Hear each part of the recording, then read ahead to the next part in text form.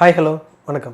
நம்ம சேனல்ல இன்னைக்கு இப்போ புதுசா லான்ச் ஆன Asus Zenfone 6 இந்த ஃபோனோட ரிவ்யூ தான் இந்த வீடியோல பார்க்க போறோம். வீடியோ போறதுக்கு முன்னாடி நான் உங்க பிரவீன், நீங்க பார்த்துட்டு இருக்கிறது பிகேடெக் தமிழ். ஸ்கிப் பண்ணாம இந்த வீடியோ கடைசி வரைக்கும் பாருங்க. அப்படியே நம்ம சேனலை சப்ஸ்கிரைப் பண்ணுங்க. வாங்க இன்னைக்கு நம்ம வீடியோக்குள்ள போகலாம்.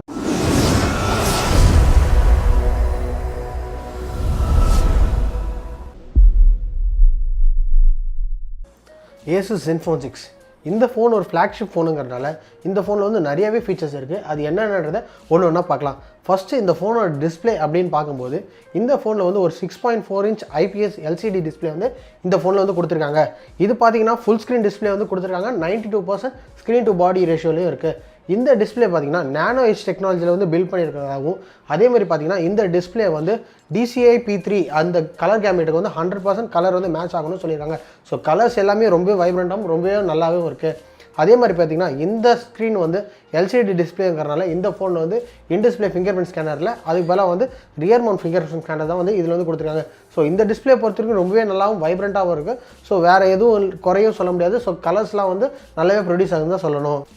பர்ஃபார்மன்ஸ்னு பார்க்கும்போது Asus Zenfone 6 வந்து இப்போ எல்லா ஃப்ளாக்ஷிப்லேயும் இருக்குது அதே Snapdragon 855 அப்படிங்கிற ப்ராசர் தான் வந்து இங்கேயும் யூஸ் பண்ணியிருக்காங்க. இந்த ப்ராசரை வந்து 7nm டெக்னாலஜியில் பில்ட் பண்ணியிருக்காங்க. பேட்டரி லைஃபும் ரொம்பவே நல்லா இருக்கும்னு எதிர்பார்க்கப்படுது.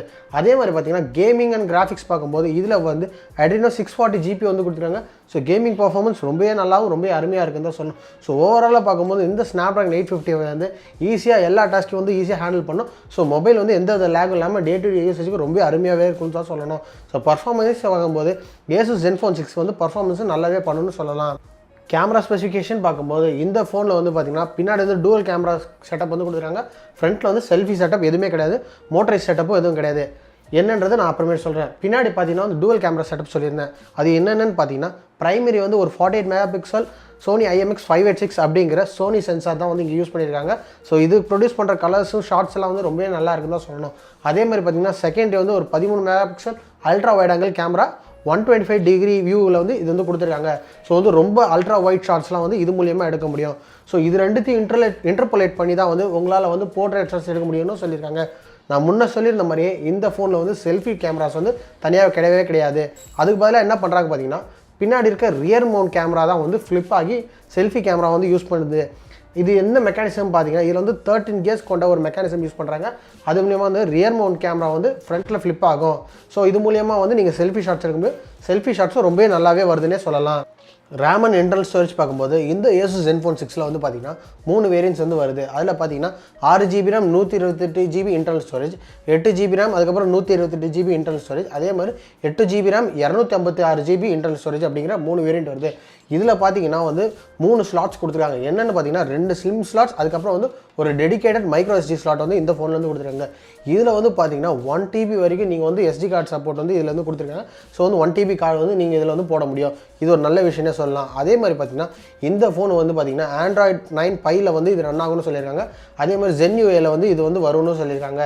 ஃபியூச்சர் அப்டேட்ஸாக Android Q அதுக்கப்புறம் Android R வந்து இந்த ஃபோனுக்கு வந்து கண்டிப்பாக இருக்கணும்னு இது சொல்லியிருக்காங்க. ஸோ இது வந்து ஒரு நல்ல விஷயமே சொல்லலாம். பேட்டரி கெப்பாசிட்டின்னு பார்க்கும்போது இந்த ஃபோனில் வந்து 5000 mAh அப்படிங்கிற பெரிய பேட்டரி வந்து இதில் வந்து ப்ரொவைட் பண்ணியிருக்காங்க. அதே மாதிரி Type-C சார்ஜிங் போர்ட் வந்து இதில் வந்து கொடுத்துருக்காங்க.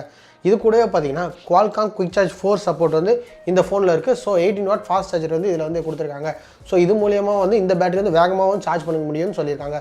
ஸோ ஓவராலாக பேட்டரி பர்ஸ்பெக்டிவில் பார்க்கும்போது Asus Zenfone 6 வந்து பார்த்தீங்கன்னா ஒரு மேசிவ் பேட்டரியே இதில் வந்து கொடுத்துருக்காங்கன்னு சொல்லலாம். கடைசியாக இதோட விலைன்னு வரும்போது பார்த்தீங்கன்னா இந்த ஃபோன் பார்த்தீங்கன்னா சுமார் 499 யூரோக்கு வந்து பேஸ் வேரியன்ட் வந்து லான்ச் பண்ணியிருக்காங்க.